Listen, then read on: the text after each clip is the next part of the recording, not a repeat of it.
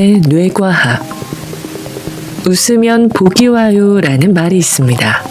소문 만복래, 웃는 문으로는 만복이 들어옴 이라는 말도 있습니다. 너무 많이 들어서 식상한가요? 그렇다면 이건 어떤가요? 웃어야 할 때 웃지 못하는 사람은 3류, 웃어야 할 때 웃을 수 있는 사람은 2류, 힘들 때 웃는 사람은 1류다. 나이 40이 넘으면 자기 얼굴에 책임을 져야 한다는 말이 있습니다.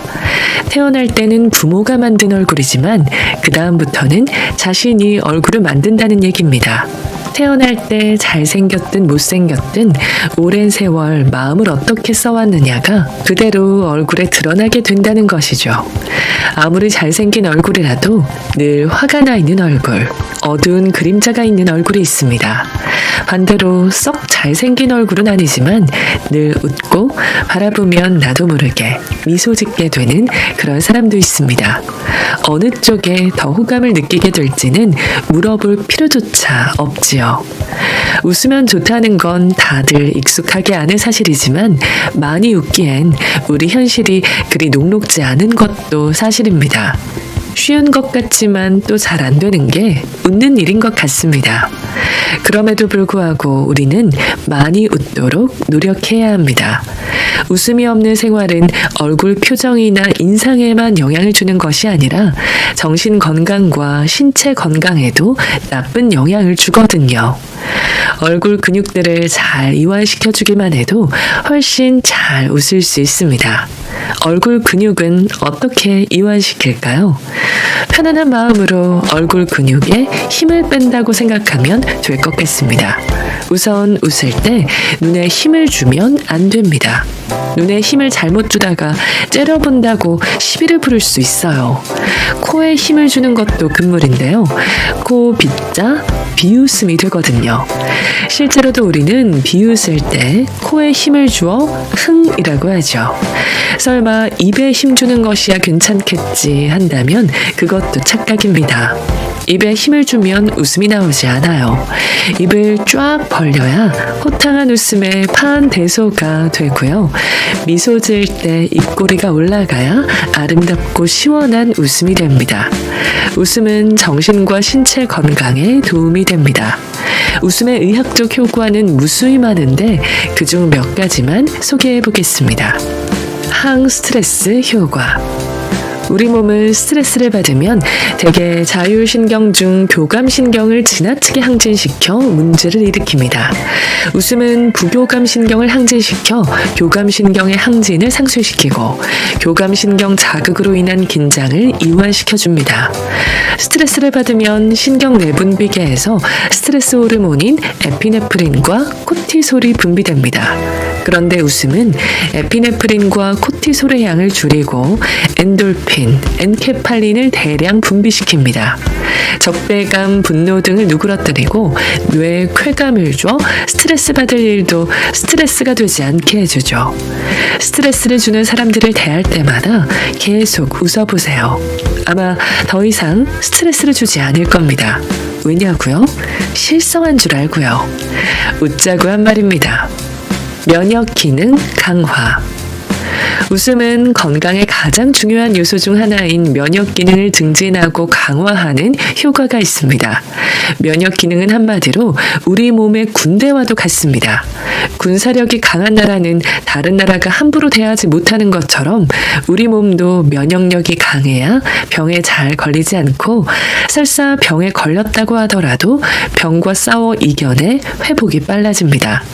웃음, 특히 입이 크게 벌어지는 호탕한 웃음은 비록 짧은 순간이라도 항체 생성 효과, 즉 면역력 증가 효과가 3일 이상 지속됩니다. 따라서 하루에 한 번이라도 크게 웃는다면 의사를 멀리할 수 있습니다. 반대로 스트레스를 받아 얼굴을 찡그리면 하루 동안의 면역 기능이 훨씬 낮아진다는 사실이 의학적으로 증명되어 있습니다. 주목할 만한 연구 결과로 모든 관절의 통증으로 고생하는 류머티스 관절염 환자에게 1시간 동안 재미있는 이야기를 들려주어 충분히 웃게 한 후 확인해보니 면역 기능이 현저히 증가한 것으로 나타났습니다. 그뿐만 아니라 원래 류머티스 관절염이란 굉장히 아픈 병인데 웃는 동안 통증이 사라지는 것도 확인이 되었습니다. 이는 현재까지 개발된 어떤 관절염 약보다 탁월한 효과라고 할 수 있죠.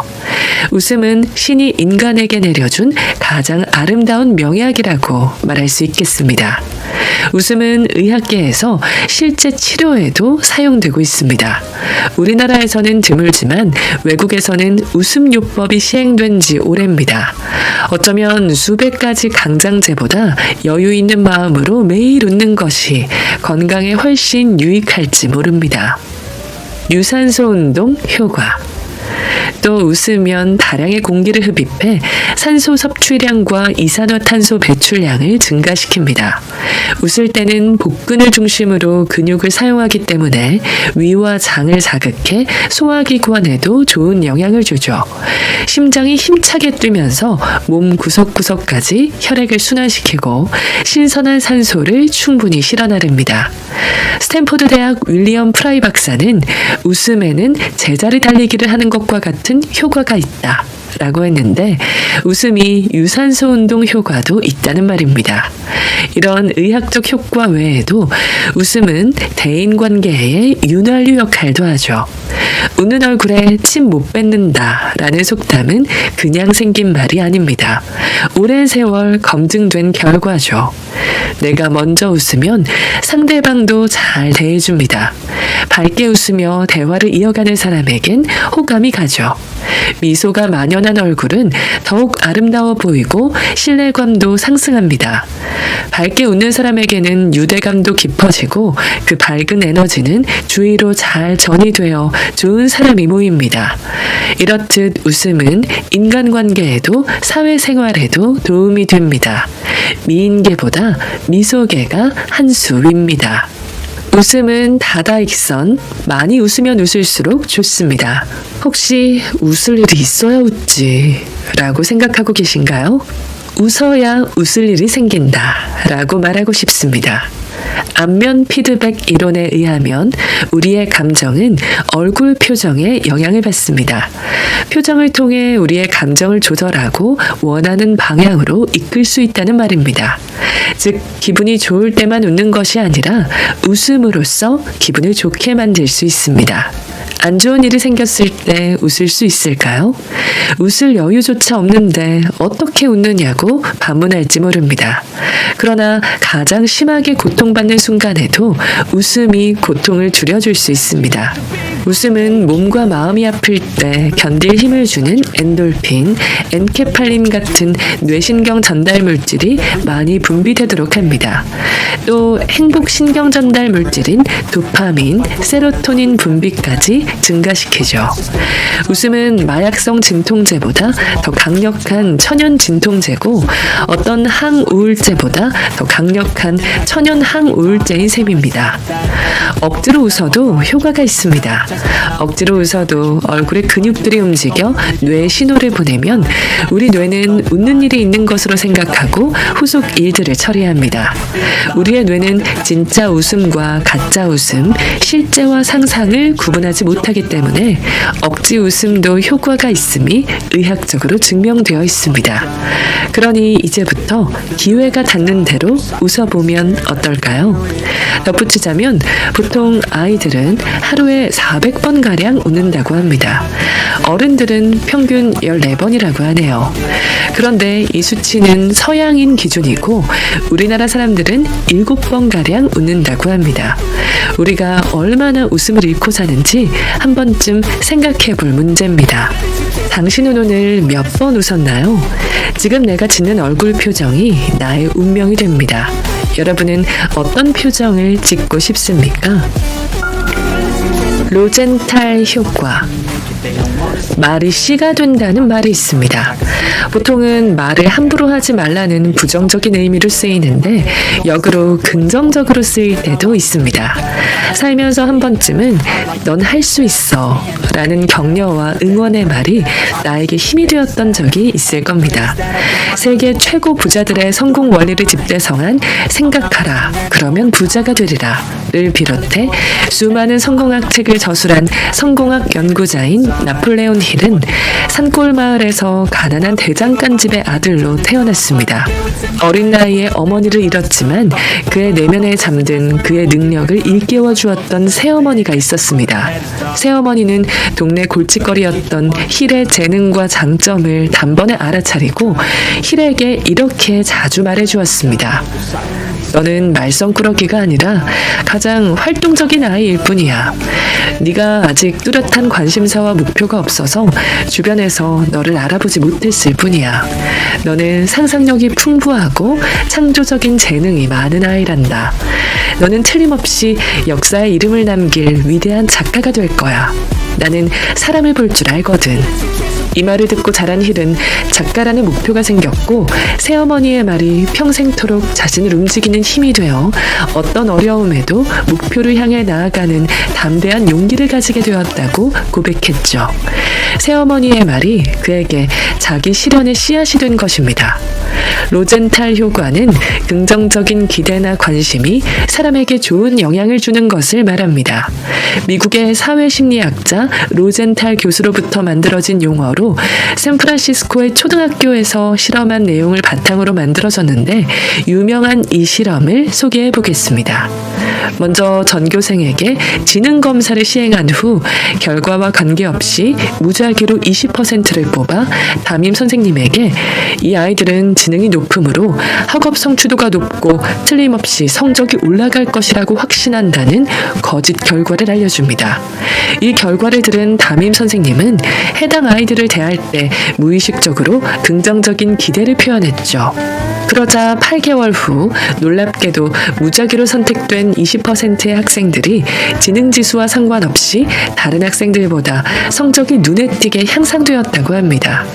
로젠탈 교수는 또 다른 실험을 진행합니다. 선생님이 어떤 학생에 대해 평가하는 화면을 녹화한 비디오를 학생에게 보여주었습니다. 그런데 영상의 소리를 제거해 실제 말소리는 듣지 못하게 했죠. 그러나 불과 10초도 지나지 않아 학생들은 선생님이 긍정적으로 평가하는지 부정적으로 평가하는지를 거의 정확히 맞힐 수 있었습니다. 즉 상대방에 대한 기대는 꼭 말이 아니라 눈빛, 손짓 등 비언어적 요소로도 전해질 수 있다는 것이죠. 로젠탈 교수는 실험을 통해 타인의 언어적 또는 비언어적 긍정적 기대는 그 기대를 받는 사람의 부응 심리와 서로 맞물리면서 상승 효과를 나타내어 자기 실현의 예언이 될 수 있음을 증명한 것입니다. 로젠탈 효과와 반대로 선생님이 좋은 성적을 기대하지 않는 학생은 실제 좋은 성적을 내지 못하는 현상을 골렘 효과라고 합니다. 즉 다른 사람에게 거는 기대 수준이 낮을 때 상대방도 노력을 하지 않고 이는 결국 성과 저하로 이어진다는 것입니다. 로젠탈 효과와 골렘 효과는 일상생활 속에서도 볼 수 있습니다. 재수하는 아이를 보는 어머니의 두 가지 태도를 예로 들어볼게요. 긍정적인 어머니는 앞으로 1년을 더 공부하면 더 많은 지식을 쌓을 수 있다고 생각하고 아이를 격려합니다. 걱정하지 마. 최선을 다하면 돼. 다시 한번 열심히 해보자. 그러면 아이도 자신감이 늘고 심리적 안정감이 들면서 집중력이 향상됩니다. 부정적인 어머니는 1년을 또 뒷바라지해야 한다고 생각하니 스트레스를 받음과 동시에 화가 치밀어 오릅니다. 이런 어머니를 보는 아이는 마음의 부담을 느끼고 안절부절 못해 집중력이 떨어지기 쉽습니다. 제 진료실 장면으로 잠깐 들어가 보겠습니다. 중년 여성 환자분이 자신의 아이가 고등학교 3학년인데 본인이 100일 기도를 갈지 말지를 제게 물어봅니다. 제가 100일 기도를 가라고 말씀드렸습니다. 후에 아들이 좋은 결과를 얻었다고 하더군요. 이 환자분은 앞에서 말한 아이의 마음에 부담을 주는 유형이었거든요. 100일 기도를 가니 환자분도 마음이 편해지고 어머니가 100일 기도를 가니 집에서 함께할 시간이 줄어든 아들도 마음의 부담을 덜었을 거예요. 또 100일 기도가 로젠탈 효과를 발휘했을 수 있죠. 물론 100일 기도의 효험일지도 모를 일입니다. 각설하고 칭찬도 들어보고 긍정적 기대를 받으며 자란 아이들은 자아 존중감이 높은 사람이 됩니다. 어떤 어려움에도 목표를 이루려는 담대한 용기와 실천으로 끝내 자기 실현을 이루어내죠. 특히 어렸을 때 아이에게 절대적인 인간관계인 부모나 선생님이 아이를 바라보는 관점은 매우 중요합니다. 특히 부모가 자녀에게 말을 할 때 자녀에게 보내는 언어의 내용과 제스처, 목소리 모두 매우 중요합니다. 부모가 자녀에게 보내는 언어적, 비언어적 기대가 아이가 미래에 이룰 자기 실현의 예언이기 때문입니다. 자신의 소망을 상상해 보세요. 그리고 그 소망이 이루어지도록 간절히 기도하세요. 로젠탈 효과는 과학입니다. 지금 당장 자기 자신이나 주위의 사람들에게 신뢰와 긍정의 말 한마디를 건네보세요. 믿는 대로, 말하는 대로 이루어질 것입니다. 화를 잘 처리하는 방법. 달라이라마와 더불어 이 시대 불교계 스승으로 쌍벽을 이루는 지금은 열반하신 틱나탄 스님은 시기, 절망, 미움, 두려움 등은 모두 우리 마음을 고통스럽게 하는 독이며 이 독들을 하나로 묶어 화라 했습니다. 스님은 화를 잘 다스리는 것이야말로 마음의 평화를 얻는 길이며 화가 나면 먼저 화를 내는 자신의 내면 상태를 들여다보라고 말했죠. 화는 비록 그것이 정당한 이유를 갖고 있더라도 화를 내므로써 생기는 피해는 고스란히 자신에게 돌아옵니다. 그러나 틱나탄 스님은 화를 억지로 참으라고는 하지 않습니다. 함부로 떼어낼 수 없는 신체 장기처럼 화도 우리의 일부이므로 억지로 참거나 제거하려 애쓸 필요가 없다는 거죠. 화를 낸다는 것은 웃고 우는 것처럼 인간이 가진 자연스러운 감정의 표현입니다. 그런데 한참 동안 화를 내다 보면 정작 자신이 왜 화를 내게 되었는지 그 이유를 곧잘 잊어버리기도 하죠. 우리는 오직 화를 배출하는데 급급합니다. 그래서 틱나탄 스님은 화를 내는 것이 화를 푸는 근본 해결책은 아니라고 말합니다. 참지 않되 화가 난 진짜 이유를 자각하고 스스로는 화를 다스릴 줄 알아야 하는 것이죠. 울고 있는 아이처럼 화를 보듬고 달래야 하며 감자가 익기를 기다리는 것처럼 화를 당장 분출하기보다 가라앉히는 시간을 가져야 한다고 했습니다. 화를 내는 것이 습관화되어 있는 사람들이 있습니다. 일상의 모든 일들에 짜증을 내고 화를 냅니다. 엘리베이터가 빨리 내려가지 않으면 늦다고 화를 내고 빨리 내려가면 어지럽다고 투덜거립니다. 슈퍼마켓에서 계산하는 행렬이 길면 왜 계산대를 더 열지 않냐고 화를 내고 앞차의 운전자가 조금만 꾸물거리면 운전을 못한다고 화를 내고 자동 판매기가 고장나면 관리를 제대로 안 한다고 화를 냅니다. 곳곳에 화를 낼 거리가 있는 셈이죠. 그런데 이처럼 사소한 일에 화를 내는 것은 사소한 것에 목숨을 거는 것과 같습니다. 미국 듀크대학교 의과대학의 레드포드 윌리엄스 교수는 화나는 일을 당할 때마다 소리를 지르면서 싸우는 건 마치 자신의 목숨을 서서히 잃기 위해 비소와 같은 독약을 매일 조금씩 먹는 것과 같다고 했습니다. 화를 독약에 비유하다니 너무 과장하는 것 아닌가 생각하시나요? 화를 내는 것이 진짜로 독약을 먹는 것과 같이 안 좋은지 이와 관련된 실험이 있습니다. 사람이 화를 낼 때 나오는 숨을 냉각시킨 뒤에 그 침전물을 쥐에게 주사했더니 쥐가 단 몇 분 만에 죽었다고 합니다. 즉 우리가 화를 낼 때 진짜로 독소를 만들어낸다는 것을 알 수 있습니다. 살다 보면 화를 전혀 내지 않고 살 수는 없습니다. 문제는 자신에게 다가오는 분노를 어떻게 처리하느냐 하는 것입니다. 화를 내는 것은 중독성이 있어서 화를 한 번, 두 번 내다가 보면 더 자주 폭발하게 됩니다. 더 중요한 건 화를 낸다고 해서 문제가 해결되는 것도 아니라는 점입니다. 오히려 문제는 해결되지 않고 자신의 건강만 나빠지게 되는 것이죠. 화를 자주 강하게 낼수록 하늘나라 구경을 서두르는 것이나 마찬가지입니다. 따라서 감정이 격해지는 순간은 짧게, 그리고 스스로 감정을 조절하고 마음의 평온을 유지하는 것이 중요합니다. 한두 번 화를 내고 성질을 부렸다고 해서 당장 목숨이 위태로워지는 것은 아니지만 그런 생활이 반복되고 몇 년씩 지속되면 우리 몸의 호르몬이 갈피를 못 잡고 제멋대로 작동하게 됩니다. 예를 들면 스트레스 호르몬인 에피네프린이 대량 방출되어 교감신경만을 자극시키거나 또 만성적인 코티솔의 과다 분비로 면역 기능도 떨어뜨려서 심장, 신장, 위장 등 여러 내장 기관에 탈이 날 수 있죠. 탈이 나는 부위는 각자의 체질적 취약성에 따라 다르겠지만 여러 장기에 무리하게 부하가 걸리면 마침내 심장병, 고혈압, 당뇨병, 위장병, 류머티즘 등 현대 성인병, 즉 생활습관병을 일으키게 됩니다.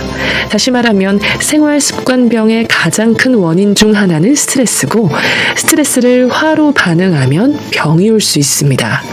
생리학적, 의학적 측면뿐만 아니라 행동학적으로도 화를 잘 내는 사람들이 그렇지 않은 사람들보다도 더 공격적인 행동을 하고 건강을 해치는 습관이 더 심하다고 하죠. 화를 잘 내다 보니 자연히 남들과 쉽게 싸우고 열받아서 술과 담배가 늘고 안주로 칼로리가 높은 음식을 더 많이 섭취합니다. 그러니 건강에 이상이 생기지 않는다면 그게 이상한 일입니다. 반대로 화를 내지 않고 무조건 참기만 하는 것은 어떨까요? 화를 내는 것이 당연한 상황인데도 화를 억지로 참거나 억압하면 이것 또한 좋지 않습니다. 화를 해소하지 못하고 차곡차곡 쌓아두면 그건 소장품이 되긴커녕 화병이 됩니다. 그러다 어느 날 화산처럼 갑자기 폭발할 수도 있죠. 아무리 큰 댐이라도 비를 계속 가두기만 하면 언젠가는 댐이 터지는 이치와 같습니다. 몸의 어딘가가 아픈 화병의 증상으로 터질 수도 있고 화를 잘 내지 않아야 할 상황인데도 갑자기 화를 내는 식으로 표출될 수도 있습니다. 그렇다면 어떻게 해야 지혜롭게 화를 처리할 수 있을까요? 우선 마음의 여유를 갖고 긍정적으로 생각하기를 습관화해야 합니다. 화가 난다면 당장 표출하지 말고 심호흡을 한 뒤 이렇게 해보세요. 첫 번째, 지금 상황이 화를 낼 만큼 가치가 있는가? 혹시 내가 사소한 일에 목숨 거는 것은 아닌지 생각해 봅니다. 두 번째, 화를 낼 만한 정당한 이유가 있는지, 괜히 스스로의 분에 못 이겨 화를 내는 것은 아닌지를 생각해 봅니다. 세 번째, 내가 이 상황에 효과적으로 적절히 대응했는지 돌아봅니다. 예를 들면 버스 정류장에서 줄을 서지 않고 끼어들려는 사람 때문에 화가 나서 짜증을 냈다고 해봅시다. 그 상황에서 짜증을 낸 나의 태도가 적절했나 돌아보는 거죠. 조금만 더 생각해 본다면 짜증을 내지 않고 줄의 끝이 어디인지를 가르쳐주는 게 더 현명한 대처였다는 걸 깨달을 수 있습니다. 이런 방법으로 화를 평가하고 화를 처리하면 됩니다. 물론 꾸준한 연습과 노력이 필요하지만 정신 건강과 신체 건강을 유지하기 위해서는 건강하게 화를 다루는 법을 배워야 합니다. 최근 화가 난 일이 있었나요? 있었다면 이렇게 생각해 봅시다. 1단계, 지금 상황이 화를 낼 만큼 가치가 있는지. 2단계, 화를 낼 만한 정당한 이유가 있는지. 3단계, 내가 효과적으로 적절히 대응했는지. 화난다고 돌을 차면 제 발부리만 아픕니다. 화를 적절하게 잘 처리해야 정신도 신체도 건강하게 유지할 수 있습니다. 사소한 일에 화를 내는 것은 사소한 일로 내 목숨을 거는 것과 같다는 점을 명심하세요. 매사에 감사하라. 인생은 커다란 영화 스크린과 같습니다. 똑같은 화면이라도 보는 이의 눈높이나 보는 각도에 따라 다르죠. 관객은 크게 두 가지 부류로 나눌 수 있습니다. 한 부류는 주로 불평을 합니다. 나는 왜 이리 못났을까? 우리 집안 분위기는 왜 이럴까? 내가 다니는 직장은 왜 지옥 같지? 내가 태어난 이 나라의 꼴은 도대체 뭔가? 또 다른 부류는 만족하고 감사해야 합니다. 부르면 대답해주시는 부모가 계신 것만으로도 감사하고, 일할 수 있는 직장이 있음에 감사하고, 자신이 태어난 조국이 있음에 감사해야 합니다. 여러분은 둘 중 어떤 모습인가요? 우리는 전에 없던 물질적 풍요와 문화를 누리고 편리함을 누리며 살아갑니다. 그런데 늘 뭔가 부족하다 느끼고 자주 불평을 하는 삶을 살고 있지는 않나요? 미국에서 한 주부가 주말마다 사냥, 낚시, 골프에 빠져서 자신과 가족들을 돌보지 않는 남편에게 불만을 품었다고 합니다. 참다 못해 남편을 팔겠다는 광고를 내죠. 남편을 염가로 양도함, 사냥도구와 개 한 마리, 골프채는 덤으로 드림. 관심 있는 사람들로부터 여러 통의 전화가 왔습니다. 그런데 남편을 구입하겠다는 사람은 없었고 대부분 남편 말고 낚시도구와 개 한 마리, 골프채만 줄 수 없느냐고 문의했다고 합니다. 그러나 어느 미망이는 남편이 살아있다는 것을 감사하게 생각하라고 충고했고 어느 주부는 남편이 바람을 피우지 않는 것을 감사하게 생각하라고 충고했다 합니다. 남편이 잘했다고 할 순 없지만 남편을 잃었거나 남편의 바람기 때문에 고통받는 여성들에게는 이 주부의 불만쯤이야 행복한 비명에 불과했던 것이죠. 우리 마음에 감사하는 마음이 없다면 이 주부처럼 매사에 불평과 불만이 생기게 됩니다. 한 가지 분명한 것은 고마움을 모르는 사람의 생활은 불행해지고 감사하는 이들의 생활은 행복해진다는 것입니다. 매사에 감사하라. 성경 데살로니가 전서 5장 18절에 있는 구절입니다. 작은 일이든 큰 일이든 매사에 감사해야 합니다. 감사하다고 표현할 줄도 알아야 합니다. 미국인들은 감사합니다 란 표현을 지나치다고 느낄 정도로 자주 합니다. 그런데 우리는 고마움을 느끼는데도 입으로 표현하는 데에는 너무 서툴고 인색합니다. 특히 가까운 사람에게는 감사하다는 말을 더 하지 않는 경향이 있습니다. 당연하다고 여기는 마음이 감사함을 방해하는 거죠. 그러나 부부이기에 가족이기에 감사하다는 말이 더욱 필요합니다. 이웃에게도 더불어 사는 이들에게도 그리고 이 세상 모두에게도 감사하다는 마음을 가져야 합니다. 연구 결과에 따르면 감사한 마음은 우리를 건강하고 행복하게 해줍니다. 병에 대한 저항력을 높여주어 우리 몸의 면역이 높아지는 것이죠. 또 스트레스 호르몬인 코티솔도 줄이고 불안과 우울을 줄여주며 행복감을 증가시킵니다. 매일 감사하며 사는 사람은 그렇지 않은 사람보다 평균 7년을 더 오래 산다고 합니다. 탈무드에서도 이렇게 말하죠. 세상에서 가장 행복한 사람은 감사하는 사람이다. 누구나 불만도 느끼고 감사함도 느낍니다. 그러나 그중 어떤 감정에 집중하느냐에 따라 우리 삶의 모습은 확연히 달라집니다. 감사할 일이 없다고 생각할 수도 있습니다. 하지만 지금 우리가 살아있다면 그 자체로도 감사한 것입니다. 우리는 평소에 잘 느끼지 못하다가 다른 사람의 불행을 보고서야 상대적인 감사함을 느끼기도 합니다. 어린 나이에 사고로 목숨을 잃은 누군가의 소식을 들으면 내 자녀가 건강하게 살아있는 것 자체로도 감사함을 느낍니다. 평소엔 누굴 닮아 이렇게 말을 안 듣는지, 공부를 못하는지 불만을 갖고 있다가 말이죠. 가까이 있는 것, 작은 것에 만족할 줄 아는 사람의 가슴은 감사하는 마음으로 가득 차게 됩니다.